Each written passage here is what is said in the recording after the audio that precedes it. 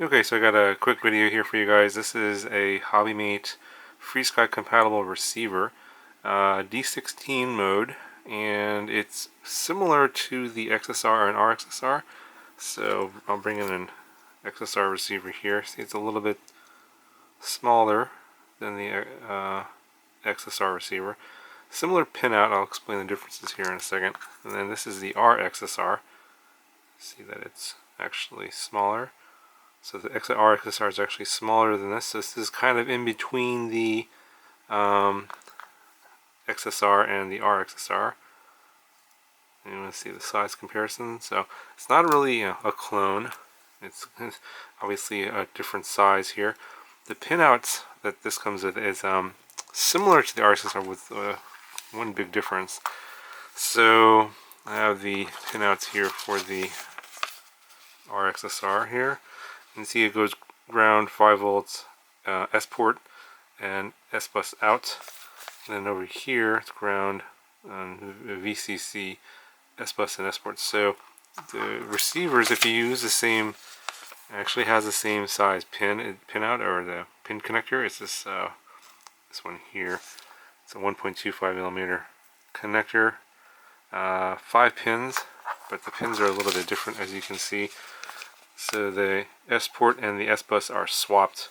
So if you're plugging this, you're taking the plug off the R-XSR from a quad, and you plug in this one, then you have to reverse the S bus and S port connections, because otherwise it won't work.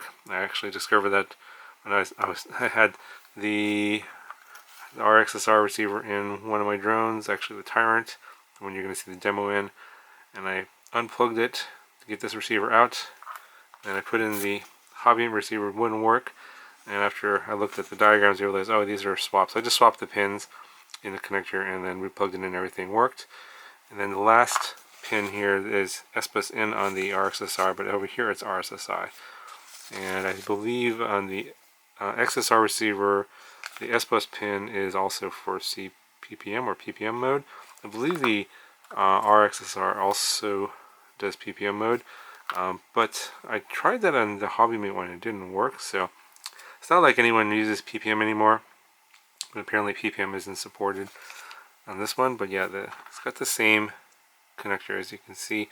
Removable micro FL connectors. It has a heat shrink already on there. You got a bind button there.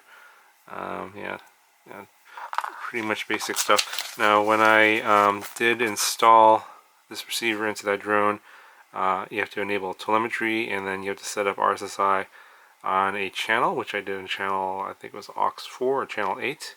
So it's one of those. It's not doesn't have built-in RSSI. You have to actually set it up on your transmitter, and telemetry does in fact work on this.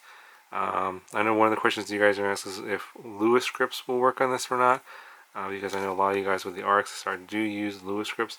I don't use Lewis scripts, but yeah, so I wasn't able to verify that. So if you guys are wondering, I'm not 100% sure. I don't see any reason why it wouldn't, because the telemetry was working, so I was able to get RSSI back from the receiver, so I don't see any reason why Lewis scripts wouldn't work, because it's just a protocol, and if it supports RSSI, then it should support the rest of the stuff. It's just a matter of what transmitter you're using. So I'm assuming it does, but I didn't actually test that. So that's pretty much it. Let me show you the weight differences between these. This is the R-XSR, 1.1 grams. That's the lightest. And this is the Hobbymate version, 2.5 grams. And this is the R-XSR, or the regular XSR, the old one, and coming at 3.8 grams. So small, medium, and large for you. Okay, so I'm just doing a real simple test here with the receivers. I want to see if it's working and how it kind of compares to, say, an XM Plus or a standard R-XSR. I've flown here before with an XM Plus receiver with the built-in RSSI firmware, and initially here I'm just kind of flying close, just seeing that if the signal is doing anything weird, and it looks pretty normal here, like high 90% RSSI.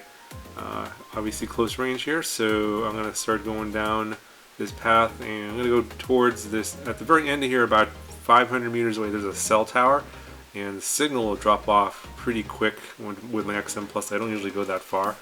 I usually go to about here, which is about 350 to 400 meters, and I'm still getting mid-90s on the R-XSR here, which is better than my XM Plus receivers. So yeah, I think that the signal strength is pretty good in this receiver, and I kind of hang out here a little bit to make sure that, you know, the signal's holding up. And I think I could probably go further, but there's a pretty strong cell tower over there that's probably going to cause a failsafe if I get any closer to that, so I don't really want to go over there and have to walk, you know, 500 meters to pick up my quad. So to me, it gives me an idea that the receiver is working pretty good, at least as good as an XM Plus. So I'm pretty happy with that, and I think that that's the kind of performance you would expect. You should be able to go at least, I would say, 500 meters. Now the advertised range is 1.5 kilometers, but I don't have anywhere to go to test that, to fly that far. So I'll have to I guess trust the manufacturer on that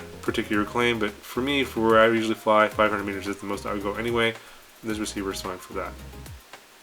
Anyway guys, I hope you enjoyed the video, and I'll talk to you guys in the next one.